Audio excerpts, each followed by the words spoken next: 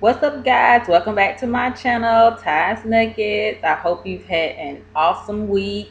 Not too many trials or tribulations, but you made it. You've done awesome. So I'm here with another little nugget for you today. Just talking about not giving up on your dreams, not giving up on your goals, especially if you know you've been called to do those things. So for my example, I'm going to give when I graduated from grad school, we have to take an exam to be licensed as a therapist. So you graduate, you sign up to take your exam, you take your exam, you get your license basically. So it seemed that simple, but for me, for whatever reason, it just wasn't that simple. So we graduated at I think the end of July, beginning of August. So I believe I took my first test in October. So I'm like, yeah, I'm about to take this test. I'm fresh out of school. I know all the information. I'm about to boom get this license so I can keep going. So I took the test the first time and I missed it by about 3 to 5 points. And I was like, oh man, 3 to 5 points. But I wasn't so upset because it was just 3 to 5 points. I was really, really close. So again, I took my test a couple of months later, maybe April, May-ish. I took it again and it happened again. I missed it by again about I think about 5 points this time.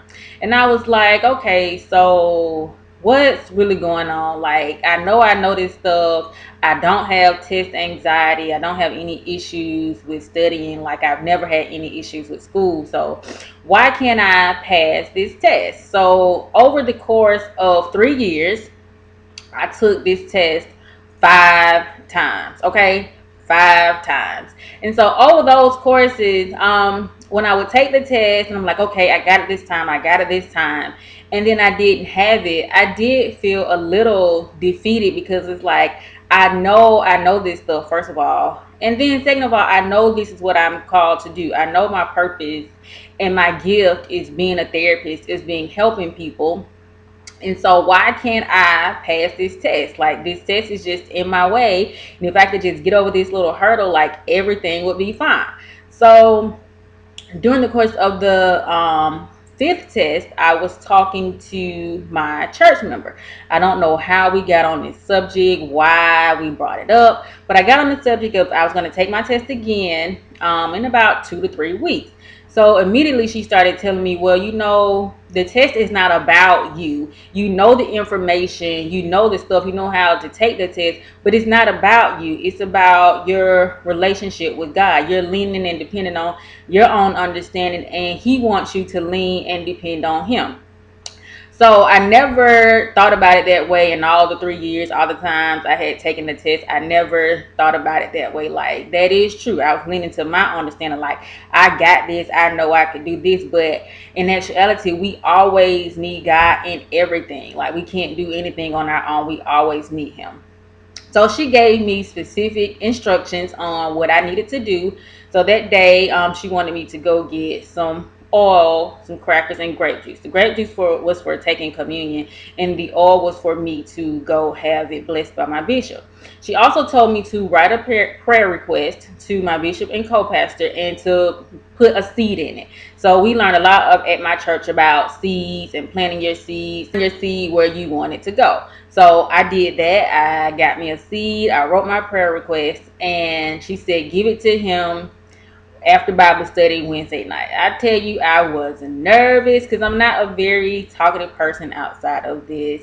I'm kind of shy, so I don't like to go and introduce myself and stuff like that. But I was like, I'm about to pass this test. I need this thing. So I'm about to do this. So I went up to my co-pastor. She embraced me immediately. Lots of love. My bishop, lots of love. And they prayed for me right then and there. They blessed my oil. So she told me to, every day that I study, take my communion, anoint myself, and anoint my study book, and to also pray that the Holy Spirit brings everything to your remembrance. So for about 2 to 3 weeks, I did that consistently every single day.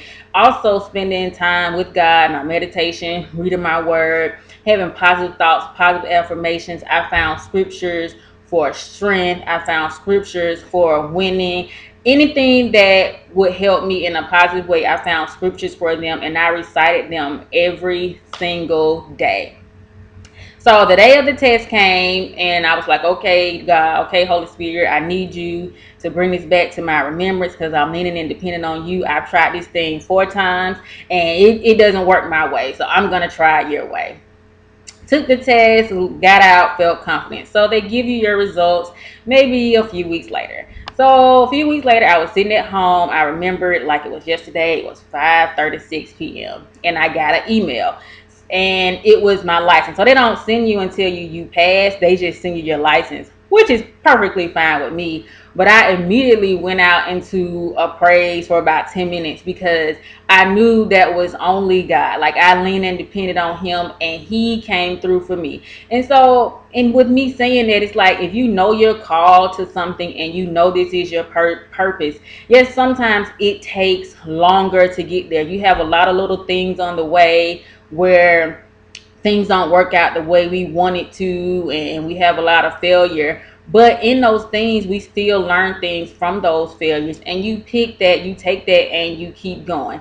And also, I would say along the way, along these 3 years, my classmates, they were passing their tests and getting their license. And always be genuinely happy for other people because your time is coming. I was genuinely happy for my classmates. I'm like, yeah, we about to do this therapy. We about to go out here and help people and change lives. And my time is coming. All I need to do is stay in my lane and stay the course and wait for my time to come, because everybody has their own race. Everybody has their own time, and we all can win. It's enough out there for everybody. So there's no need to say, well, why did they get this and I want to do this? Like, it's enough out there for everybody. So run your own race. Don't worry about anybody else. Just stay in your lane and literally depend on God. Like that's all we have. If I could have done it on my own, I'm sure it would have been the first time and I wouldn't have had to do all that all those years. But I think that set me up. It grew my faith tremendously because I know without a shadow of a doubt, if it wasn't for God, I probably would have still been taking that doggone test again. But look at God, okay, fully licensed out here helping people, living my dreams, fulfilling my purpose in life.